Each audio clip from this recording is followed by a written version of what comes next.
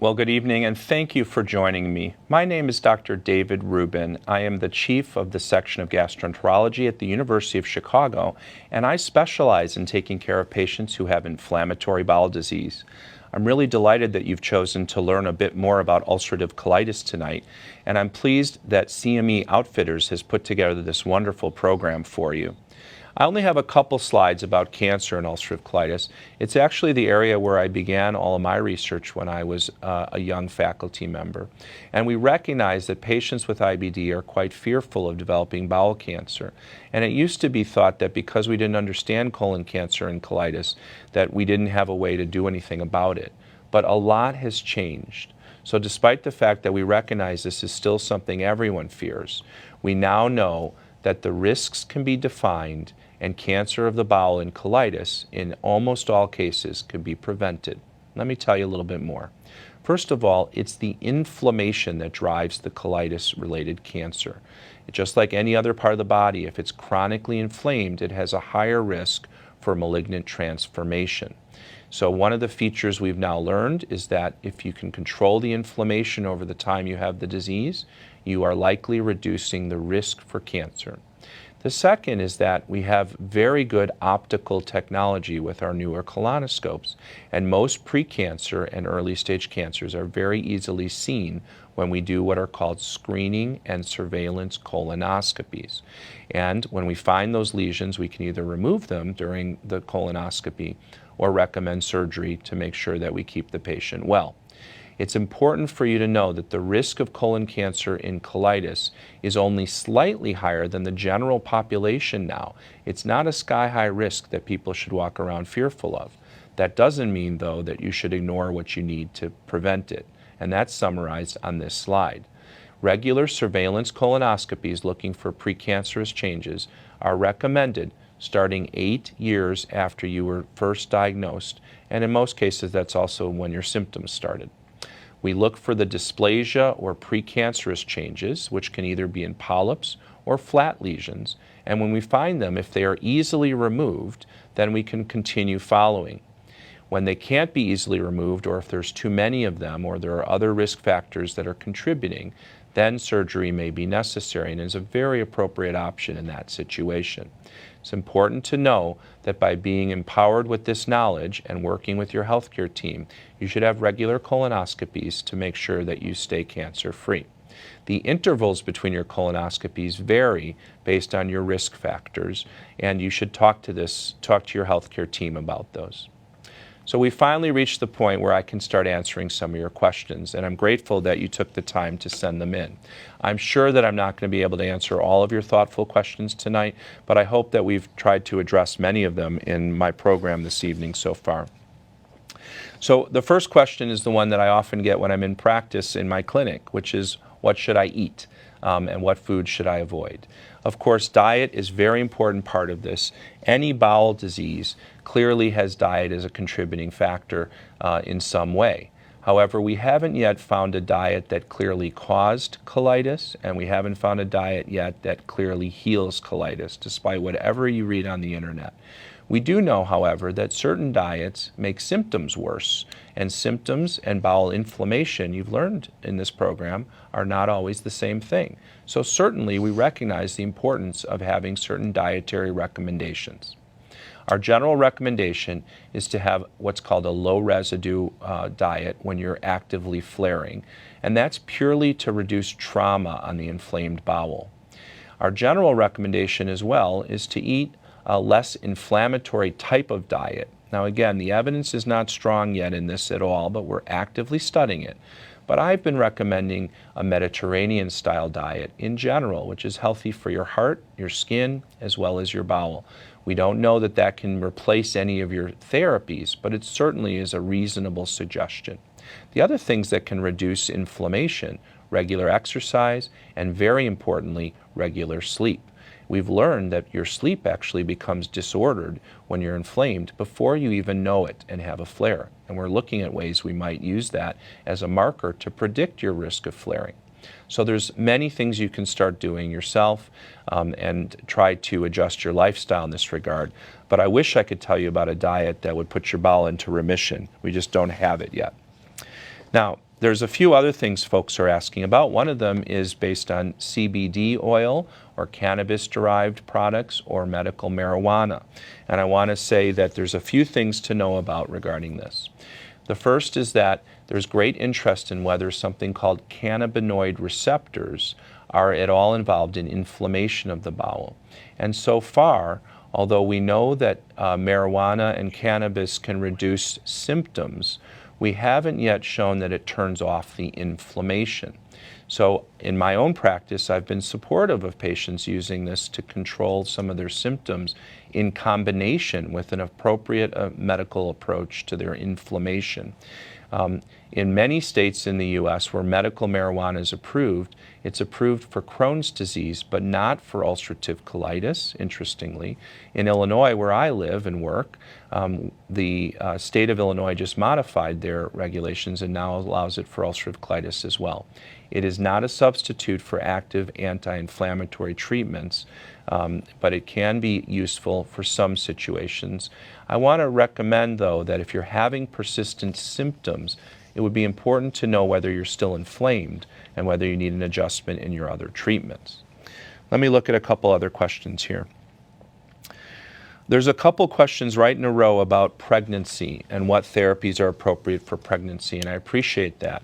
As I started tonight, young people often are diagnosed with these conditions, and of course they're planning their families and their lives. Most of the therapies I listed are actually safe and have been studied during pregnancy. There are some exceptions.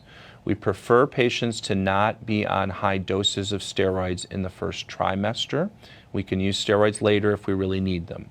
The biological therapies that I've discussed tonight are actually not crossing the placenta until late in the pregnancy, and they've been studied extensively, and they do not affect fetal development, and there have not been any adverse events in the newborns followed into grade school. They're following the babies born to moms on these drugs. One of the drugs that's new, tofacitinib or Xeljanz, hasn't been studied enough in pregnant women, and so we haven't been using it in our patients who are pregnant.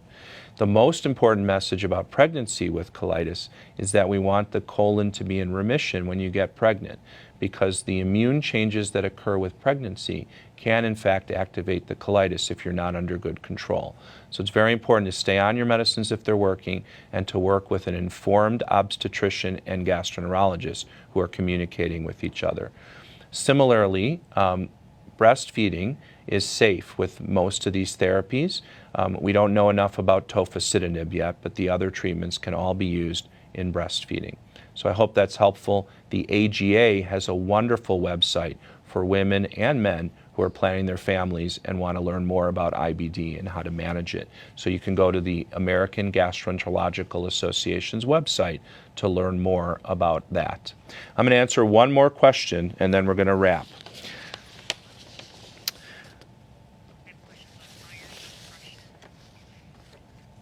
So there's a question here about depression and colitis.